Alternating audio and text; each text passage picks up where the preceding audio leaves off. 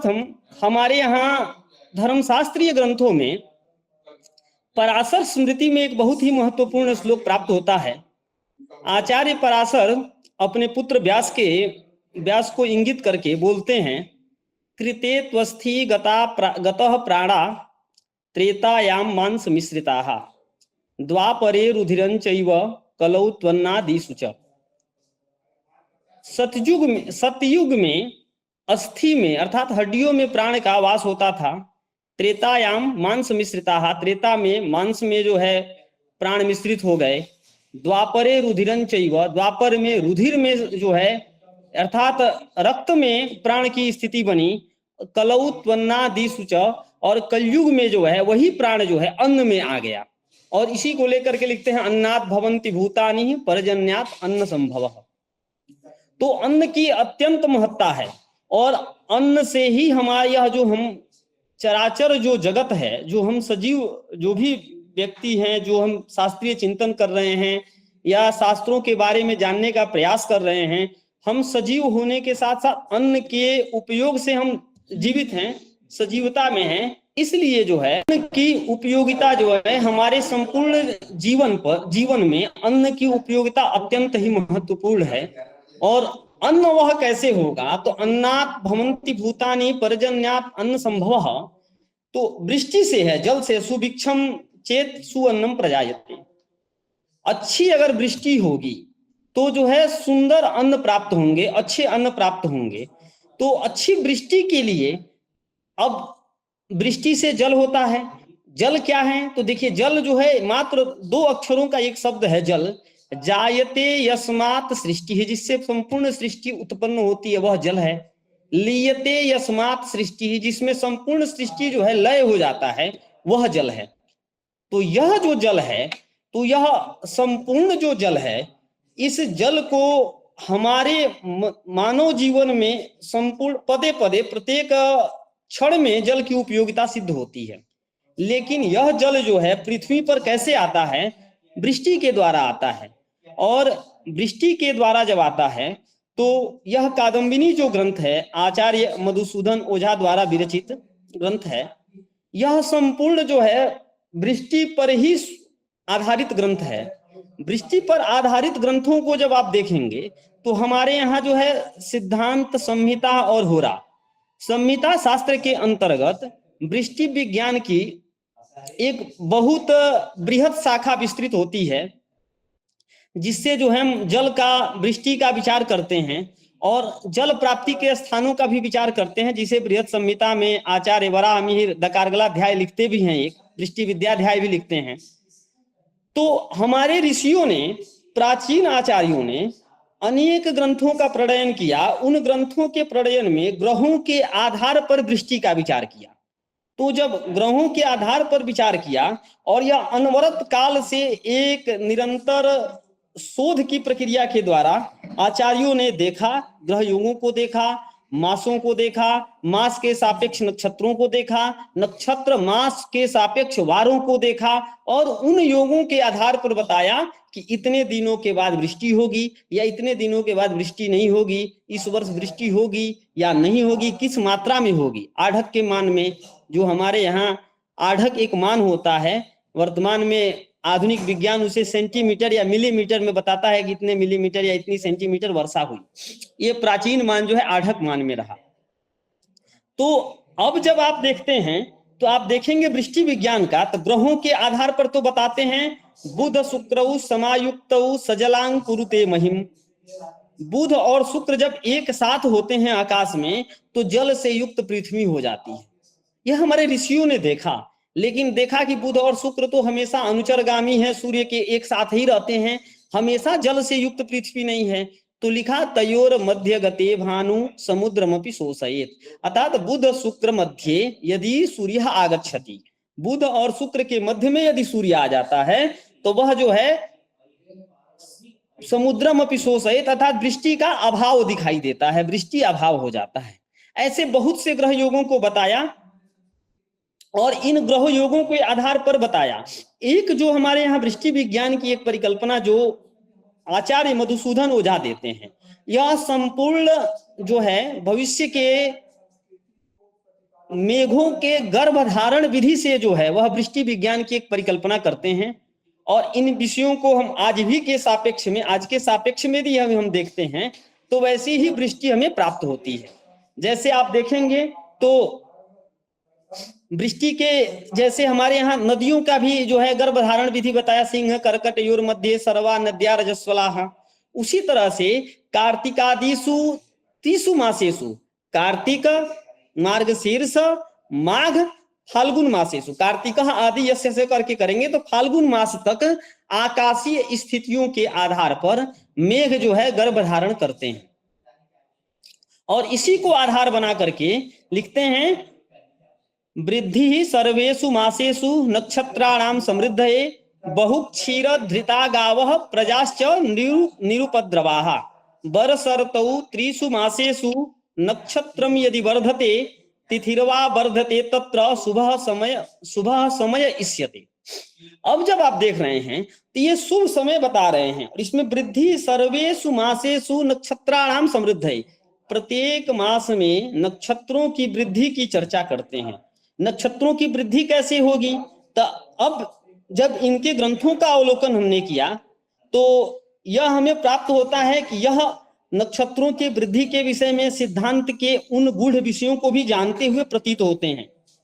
जैसे कि अब आप कहेंगे कि नक्षत्रों की वृद्धि कैसे होगी, तो चंद्रमा का एक जो नक्षत्र का भोग काल है 13 अंश 20 कला का जो भोग काल है, वह जो है नक्षत्र का जो भोग काल है वह जो है चंद्रमा की गति पर आधारित है। और चंद्रमा की गति जब होती है तो चंद्रमा यदि पृथ्वी के नजदीक है, सिद्धांत ज्योतिष के ग्रंथ हमारे यह बताते हैं, चंद्रमा जब पृथ्वी के नजदीक आता है तो उसकी गति तीव्र हो जाती है। ऐसे में वह कम समय में ज्यादा अत्यधिक नक्षत्रों का भोग कर लेता है। और वही चंद्रमा जब उच्च स्थान पर जाता है तो गति कम होने के कारण अधिक समय में नक्षत्रों का भोग करता है। तो अधिक समय में यदि वह नक्षत्रों का भोग करेगा तो नक्षत्रों की वृद्धि हो जाएगी।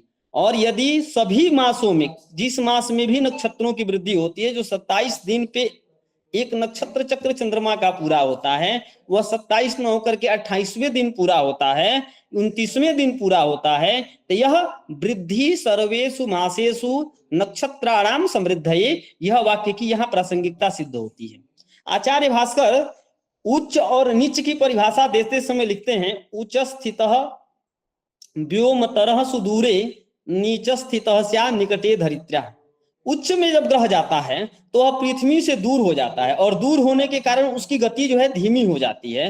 नीच में जब ग्रह आता है तो वह पृथ्वी के नजदीक हो जाता है और सामीप्य होने के कारण चंद्रमा की जो गति है या ग्रहों की जो भी ग्रह नीचस्थ होगा उसकी जो गति है वह तीव्र हो जाती है। तो इस तरह से लेकिन इसमें जो होता है वृद्धि सर्वेषु मासेषु नक्षत्राणाम समृद्धये, नक्षत्रों की समृद्धि, नक्षत्रों की वृद्धि होने पर बहुत क्षीर घृता गावः, बहुत दूध दही घी इत्यादि की प्राप्ति होती है। प्रजाश्च निरुपद्रवाः, प्रजा भी उपद्रव से रहित होती है, अर्थात प्रजा में खुशहाली होती है। आगे देखेंगे तो वर्षर्तौ त्रिषु मासेषु नक्षत्रम यदि वर्धते, वर्षा ऋतु के 3 मास, और 3 मास कौन होंगे, आषाढ़ श्रावण और भाद्रपद। यह जो 3 मास होते हैं वर्षा ऋतु के 3 मास, वर्षर्तौ त्रिषु मासेषु नक्षत्रम यदि वर्धते, यदि इन 3 मासों में नक्षत्र की वृद्धि होती है, अर्थात इन 3 मासों में नक्षत्र का जो चक्र है चंद्रमा का पूर्ण करने का 27 दिन न होकर के 27 दिन से अधिक होता है, तो ऐसी स्थिति में अथवा तिथिर्वा वर्धते तत्र, अथवा तिथि की भी वृद्धि हो जाती है। इन 27 दिनों में 27 तिथियां न होकर के 28 तिथि हो जाती है, वृद्धि होती है, अर्थात 26 ही तिथि होती है। तिथि हमारी एक अधिक बढ़ जाती है, 29 दिन तक वो तिथि चली जाती है, 27 तिथियां जो है या 28 दिन तक चली जाती है। तत्र शुभ समय इष्यते, वह जो है शुभ समय बताया। और शुभ समय किसके लिए बताया, तो वृष्टि के लिए बताया। अब आप देखेंगे तो एक हमारे यहाँ ठीक इनके ही अनुवर्तन को करते हुए इसी वाक्य को वर्षर्तौ त्रिषु मासेषु की व्याख्या बहुत ही जनसामान्य भाषा में घाघ भड्डूरी लिखते हैं। रोहिणी बरसे मृग तपे कुछ कुछ आर्द्रा जाए कहे घाघ सुन भड्डूरी स्वान भात न खाए। अर्थात रोहिणी में अगर वर्षा होती है, मृगशिरा में वर्षा न होकर के ताप बढ़ता है, सूर्य का ताप बढ़ता है, और कुछ कुछ आर्द्रा जाए, कुछ कुछ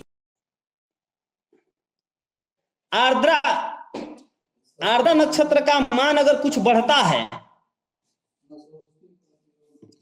तो आर्द्रा नक्षत्र का मान यदि आर्द्रा में कुछ कुछ आर्द्रा जाए, आर्द्रा में यदि कुछ कुछ वृष्टि हो जाती है, तो उस वर्ष वृष्टि अत्यधिक होगी और अन्न बहुत होगा। अन्न इतने, मतलब अगर धान की खेती की जाए तो उस वर्ष धान इतना होगा, जिस किसान जो लोग हैं वो जानते हैं कि वृष्टि में जो है, जब अच्छी वृष्टि होती है तो उसमें धान जो होता है जिससे हम चावल बनाते हैं, वह धान जो है बहुत ज्यादा होगा, और इतना होगा कि मतलब कुत्ते जानवरों को भी खिलाया जाएगा तो वो भी खाने से इनकार कर देंगे। अब आप कार्तिक गर्भधारण विधि में देखते हैं तो कह रहे हैं कि मार्ग शुक्ल दशम्याम तु यदि गर्जति वारिदः, यदि मार्ग शुक्ल पक्ष के, मार्गशीर्ष शुक्ल पक्ष के 10वीं तिथि में मेघ जो है गर्जना करता है, मेघ अगर गर्जना करता है तो ज्येष्ठ कृष्णे श्रावणे वा तदा वृष्टिर भविष्यति, तो निश्चित रूप से यदि उस दिन की गर्जना है तो उस दिन मेघ गर्भ धारण किया, और ठीक उससे आप देखेंगे तो मार्गशीर्ष,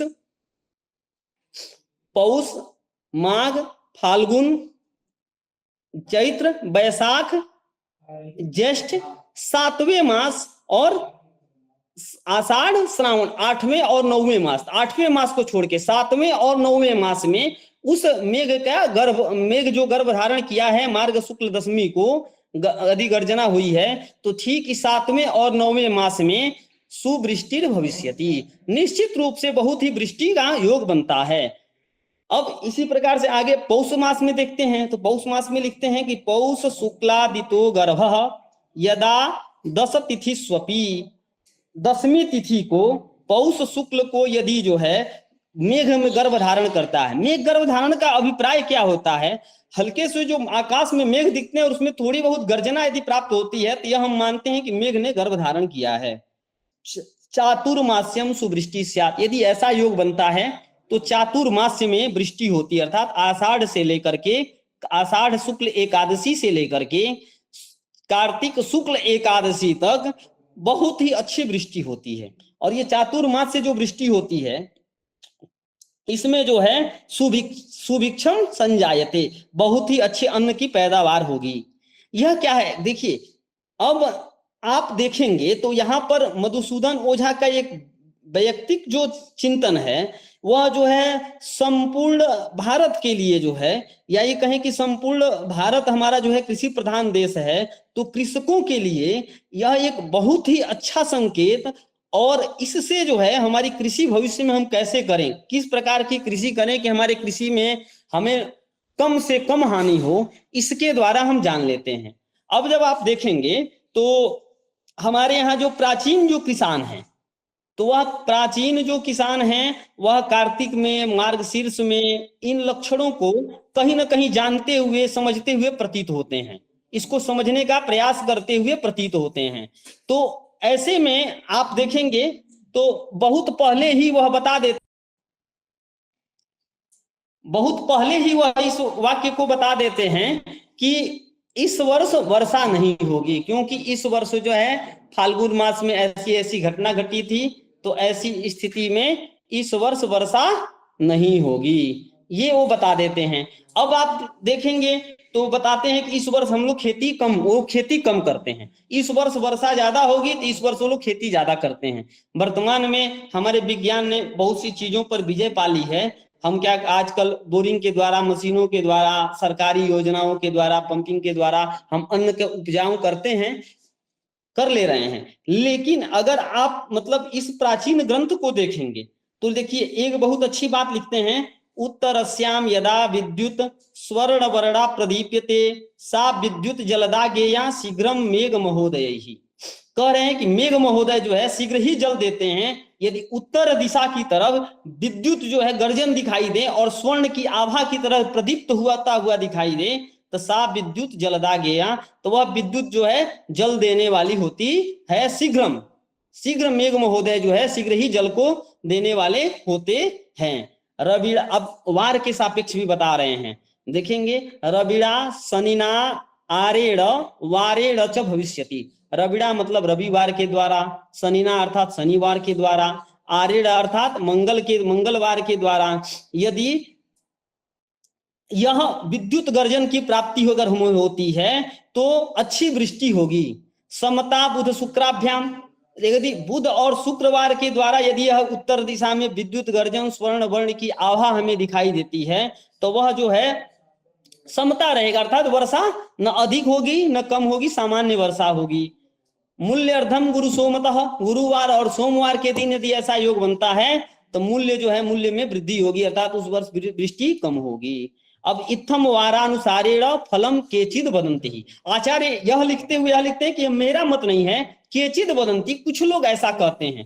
तो इन आचार्य के मतों को भी हम देखें। और आचार्य की यह जो हमारे यहाँ कहा ना कि अनेक शास्त्रों को अधीत्य करके न संक्षिप्तम न च बहुवृथा विस्तरई शास्त्र तत्वम, तो सभी शास्त्रों को पढ़ने के बाद ये अपने मंतव्य को नहीं दे रहे हैं आचार्य। यहाँ पर आचार्य एक हमारी शास्त्रीय परंपरा का संरक्षण भी कर रहे हैं, हमारे पूर्व आचार्यों का जो वचन प्राप्त हो रहा है उन आचार्यों के वचनों को भी संग्रहित करके इसमें जो है वह बता रहे हैं। और यह नहीं कह रहे हैं कि हम मेरा मत है। देखिए यहाँ जब वार की चर्चा आती है तो लिख रहे हैं फलम केचिद वदंती, कुछ लोग ऐसा कहते हैं, इसलिए ऐसा भी जानना चाहिए। अब देखिए अभी वर्तमान में होलिका आ रहा है, होलिका दहन 13 तारीख को है। होलिका दाह समय उसका भी चर्चा कर रहे हैं। होलिका दाह समय विद्युत घन घटा, यदि होलिका दाह के समय यदि बिजली चमकती है और घन घटा या मेघ जो है गरजते हुए दिखाई देते हैं तो गोधूमादीनि सस्यानि पीड्यन्ते रोलिकादि भी, तो कह रहे हैं गोधूमादि अर्थात जो गेहूं जौ इत्यादि की जो फसलें हैं वह पीड़ित होती है, अर्थात वह अच्छी फसल उस वर्ष नहीं होगी, आगे उससे अन्न में हमारी जो है खराबी मिलती है। तो हम यह पहले से जान लेंगे। तो ऐसी स्थिति में देखिए कुछ चीजें ऐसी होती हैं, ज्योतिष शास्त्र जो है आदेश शास्त्र है जो भूत और भविष्य वर्तमान का प्रतिपादन करता है। भूत भविष्य और वर्तमान प्रतिपादन में यह जो शास्त्र है यह पहले बता देता है, तो हम टाल तो नहीं सकते हैं लेकिन उन चीजों को कम कर सकते हैं।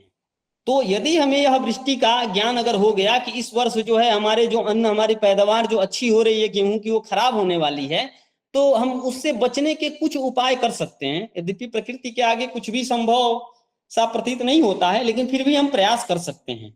और शायद यही हमारे आचार्यों को अपेक्षा भी रही होगी, इसलिए उन्होंने ऐसा किया। आगे बता रहे हैं फाल्गुने च गुरोरस्तम वक्रम वा यदि जायते शनिर्वा वक्रताम गच्छेत तदा सस्यम महर्गता। धान्य की वृद्धि बता रहे हैं, माने मूल्य में वृद्धि बता रहे हैं। मूल्य में वृद्धि कब होगी? जब हमारे पास धान्य कम होगा तो मूल्य में वृद्धि हो जाएगी। वस्तु की स्वल्पता होना मूल्य में वृद्धि का कारण होता है।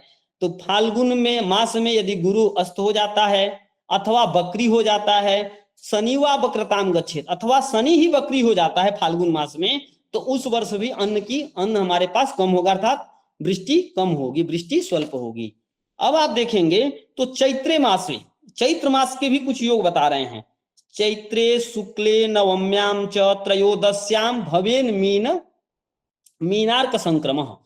चैत्र मास में शुक्ल पक्ष के नवमी में या त्रयोदशी के दिन यदि मीन संक्रम भवेत, मीन राशि की संक्रांति नवमी तिथि में अथवा त्रयोदशी तिथि में मीन राशि की संक्रांति यदि होती है, शनिवारोपि तत्र स्यात्, शनिवार भी हो। देखिए यहाँ तीनों संयोग होना चाहिए, तिथि भी हो, तिथि नवमी या त्रयोदशी हो, मीन की संक्रांति हो और शनिवारोपि भवेत, शनिवार भी हो। तत्र तद वर्षे अति अल्प संख्यकम, उस वर्ष में वर्षा जो है अति अल्प संख्या में होती है, अति अल्प संख्या में होती है। चैत्रे अमायाम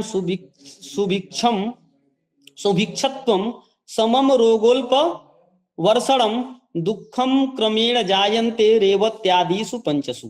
अब नक्षत्रों के हिसाब से बता रहे हैं। चैत्रे अमायाम, चैत्र मास की अमायाम तिथौ, चैत्र मास के अमावस्या में यदि क्रम से अमावस्या के दिन यदि रेवती नक्षत्र हो तो सुभिक्ष होता है, अच्छी वृष्टि होगी। यदि अश्विनी नक्षत्र होगा तो समान वृष्टि होगी, यदि भरणी नक्षत्र होगा तो रोग बढ़ेगा, अर्थात उसमें जो वर्षा होगी उसमें रोगाणुओं की संख्या बढ़ेगी। अश्विनी भरणी रेवती अश्विनी भरणी। कृतिका नक्षत्र होगा तो अल्प वर्षणम, सामान्य वर्षा, एकदम स्वल्प वर्षा होगी। और रोहिणी यदि नक्षत्र होगा तो उस वर्ष की वृष्टि होगी नहीं, इसलिए दुख होगा। दुखम क्रमेण जायन्ते रेवत्यादिषु पंचसु। रेवत्यादि नक्षत्रों में, 5 नक्षत्रों में चैत्र मास की अमा तिथि यदि पड़ती है तो क्रमशः सुभिक्ष, सम, रोग, अल्प वर्षा, दुख क्रम से होता है। इस प्रकार से जब हम आचार्य मधुसूदन ओझा को एक देखते हैं तो यह संपूर्ण जो है गर्भधारण की विधि के अनुसार वृष्टि विज्ञान की चर्चा करते हैं। और यह चर्चा जो है हमारे संपूर्ण भारत की आत्मा को जोड़ती हुई प्रतीत होती है। कृषि विज्ञान, कृषि के बिना अन्नात् भवन्ति भूतानि, बिना अन्न के जहां जीवन संभव नहीं है, ऐसी स्थिति विशेष में जो है हमारी जो है यह चैत्र मास में के कार्तिक मास से लेकर के चैत्र मास तक के मेघ के गर्भधारण और उनकी वृष्टि के योग को बताते हुए हमारी भारतीय ज्ञान परंपरा को आगे बढ़ाते हुए और एक हमारे कृषक जनों के लिए, सामान्य जनों के लिए, या कहिए कि संपूर्ण भारतीय जनों के लिए एक बहुत ही बड़ा उपकार करते हुए प्रतीत होते हैं। ऐसे आचार्य को हम नमन करते हैं।